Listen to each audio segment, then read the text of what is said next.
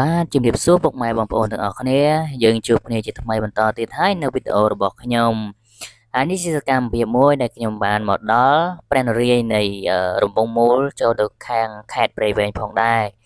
ហើយនេះជាទស្សនវិជ្ជាមួយដែលខ្ញុំបានធ្វើដំណើរបន្តទៀតចេញពីរំពងមូលព្រះនរាយណ៍ហ្នឹងដែលឆ្ពោះទៅខាងផ្លូវវាងក្រុងនៃខេត្តព្រៃវែងផងដែរហើយខ្ញុំនឹងបង្ហាញពុកម៉ែបងប្អូននៅទស្សនវិជ្ជានៅតាមដងផ្លូវនៃផ្លូវ highway របស់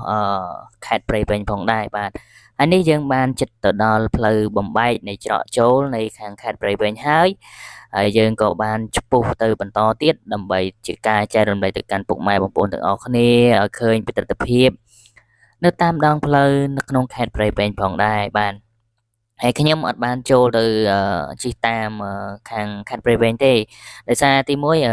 ផ្លូវនេះយើងជាផ្លូវវាងក្រុងផងដែរហើយណាមួយជាផ្លូវស្រួលជិះហើយណាមួយស្ងាត់ផងដែរបាទអញ្ចឹងហើយទៅខ្ញុំសម្រេចចិត្តជិះតាមផ្លូវវាងក្រុងផងដែរបាទហើយនេះយើងបានមកដល់ស្ពានទី2ហើយដែលយើងឃើញអំពីទស្សនវិជ្ជានៃ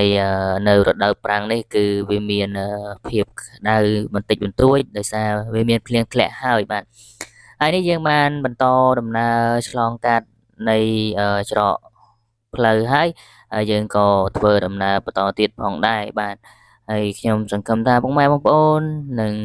ចូលចិត្តនៅវីដេអូរបស់ខ្ញុំកុំភ្លេចជួយចុច Subscribe ឬក៏ជាវម្នាក់មួយផងដើម្បីជាកម្លាំងចិត្តរបស់ខ្ញុំផងដែរហើយនេះយើងបានមកដល់របងមូលហនុមាននាងមច្ឆាហើយយើងក៏នេះក៏យើងបានបន្តដំណើរផងដែរហើយយើងបានចូលចិត្តទៅដល់នៃបឹងធម្មជាតិហើយបឹងធម្មជាតិហ្នឹងឈ្មោះថាបឹងស្នេហ៍ផងដែរហើយបឹងហ្នឹងស្ថិតនៅក្នុងស្រុកបាភ្នំខេត្តព្រៃវែងផងដែរបាទបងប្អូនឃើញពីទស្សនវិជ្ជាហើយនេះជាយើងបានមកដល់បឹងធម្មជាតិនោះផងដែរបាទពុកម៉ែបងប្អូនឃើញពីទស្សនវិជ្ជាហើយនេះជាសកម្មភាពមួយដែលយើងបាន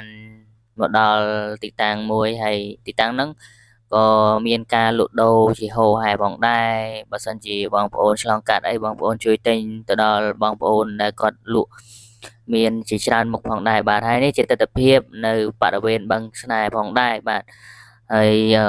យើងឃើញហើយបឹងធម្មជាតិនេះធំមែនតើហើយយើងក៏អត់ដឹងថាតាំងពីចំនួនណាមកដែរបាទពុកម៉ែបងប្អូន